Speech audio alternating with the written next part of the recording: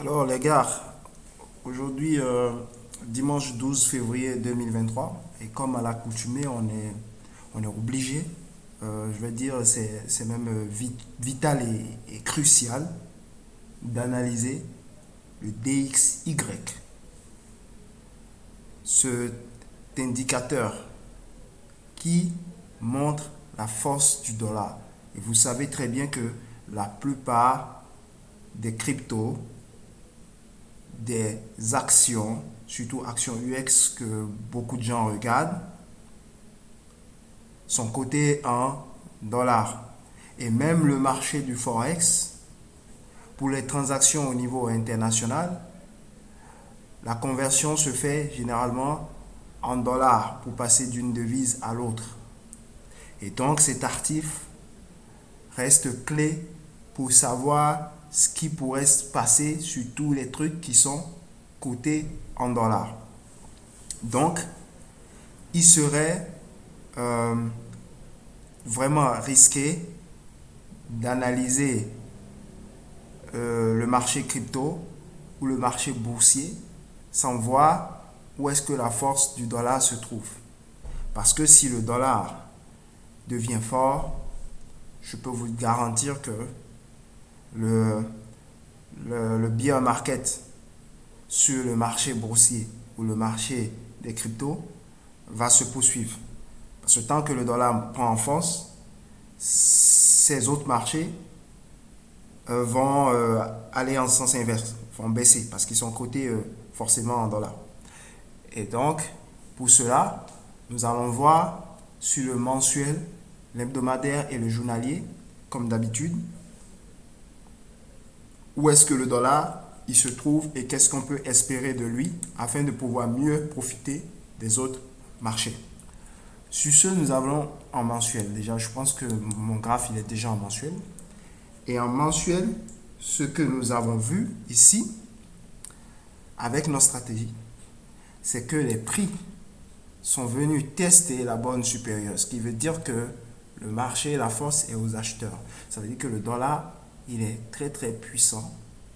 Et comme d'habitude, après un test, il faut qu'il y ait cette correction. Et donc, nous avons assisté à cette correction depuis quelques mois, 4 mois déjà. Et ce mois-ci, nous sommes en train d'assister à une reprise de la part des acheteurs. Parce que dans ce genre de scénario, la probabilité que les prix aillent recasser la borne supérieure est plus élevée parce que c'est dans ce sens qu'on est en train de partir. Donc la tendance est en train de se développer dans cette direction. Et donc c'est une menace pour nous parce que la correction qu'on a eue récemment sur le dollar a permis au marché comme le Bitcoin de commencer à avoir quelques signes de hausse. L'euro-dollar, lui d'ailleurs, qui a une grande composante, je pense à presque 50% du dollar index, a connu, l'euro a retrouvé un peu des couleurs. Et donc, si et le marché boursier aussi a eu quelques couleurs, je veux dire, est parti un peu à la hausse parce que le dollar index était en train de s'effondrer. Et là, ce qu'on est en train de voir, si jamais notre scénario se confirme, c'est que ça risque de faire très mal sur tous les autres marchés parce qu'on aura ce breakout qui va venir. Déjà, rien qu'avec cette hausse-là, on risque d'être en sueur, on va pleurer. Et lorsque on va casser cette zone, là, ce sera sauve qui peut. Sans vous faire trop peur, mais je veux dire, c'est imager en fait ce qui va se passer, quoi. Mais ça va faire mal, ça, je peux vous le garantir. Donc là, c'est en mensuel. Donc on va voir en hebdomadaire ce qu'on a. En hebdomadaire, ce qu'on a ici en hebdomadaire, je remets les chartes, c'est qu'on a eu cette baisse, mais on n'a pas eu le test de notre borne supérieure. Bien que ce soit puissant, on n'a pas encore eu le test. Donc ça veut dire qu'il faudrait qu'on ait notre test et qu'on ait le scénario en sens inverse. Donc pour le moment, en hebdomadaire, même avec cette baisse, on a encore un peu d'espoir parce qu'il n'a pas encore testé la borne inférieure.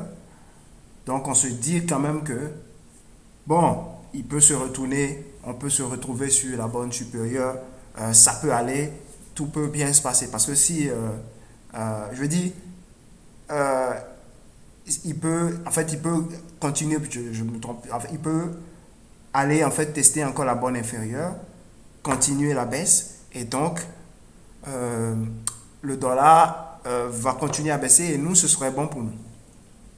Le problème, c'est qu'il n'a pas testé cette borne inférieure.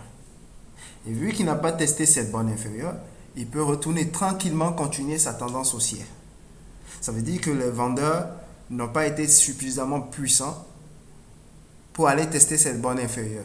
Donc les acheteurs peuvent à tout moment remonter sur la borne supérieure et continuer leur tendance haussière sur le dollar index, ce qui va nous faire très mal de l'autre côté. Regardons ici sur le journalier.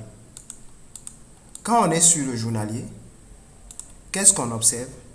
C'est que après toute cette chute qu'on a eue depuis quelques mois, qui a provoqué la hausse sur le Bitcoin et tous les autres actifs, on vient de tester la borne supérieure sur le dollar index. Et on vient de faire ce pullback, ce fameux pullback vital pour la stratégie. On vient de faire avec cette clôture en dessous. Et là, aujourd'hui, dimanche, on est en train de remonter. Et on est en train de remonter, et gare à nous, si le dollar index, il va breaker cette zone des 103, et que s'il break cette zone des 103, on peut l'espérer déjà à 107. Rien que cette distance-là va provoquer une baisse souvent énorme sur les petits actifs et moyennement sur les gros actifs avec beaucoup de liquidité. Donc, il faut surveiller ce breakout s'il a lieu. Ce que nous, on espère gentiment, c'est que ce breakout n'ait pas lieu, que les prix, tranquillement, retournent casser le plus bas et que le dollar continue de s'effondrer pour que nous, on puisse espérer des bull runs sur les autres actifs. Mais si cela n'arrive pas et que le dollar, lui, il remonte et il fait ce breakout, certes, on est en journalier, mais on va pleurer. Et en plus de ça, quand on va continuer de monter ici en journalier, n'oubliez pas que le marché il est fractal et il y a les multi-time frames. Ce qui voudrait dire qu'il va recommencer à construire une tendance haussière sur le journalier et indirectement il va continuer la tendance au niveau hebdomadaire qui lui au niveau hebdomadaire, parce que s'il remonte il va continuer la tendance au niveau hebdomadaire et lui au niveau hebdomadaire, lui il va remonter sur la borne supérieure et quand il va remonter sur la borne supérieure, il va aussi indirectement continuer la tendance au niveau mensuel. Et là, au niveau mensuel, je n'ai pas du tout envie de voir les prix revenir casser les 114. Si ça arrive, je peux vous garantir que le monde va pleurer. Parce que ici, regardez, on a atteint ces zones de 121 là-bas, c'était aux alentours de 2001, 2003. 2001, 2003. Donc, quand on va revenir dans une zone pareille, vous savez vous-même comment c'était. Donc moi, sincèrement, j'espère que le dollar index va arrêter sa remontée et recontinuer à descendre vite pour que nous, on puisse avoir nos bull runs. Parce que quand vous prenez ici, en 2017, le dollar index s'effondre, bull run sur le Bitcoin. On était en 2020, 2021, 2022. Le dollar index, il s'effondre, bull run sur les autres actifs.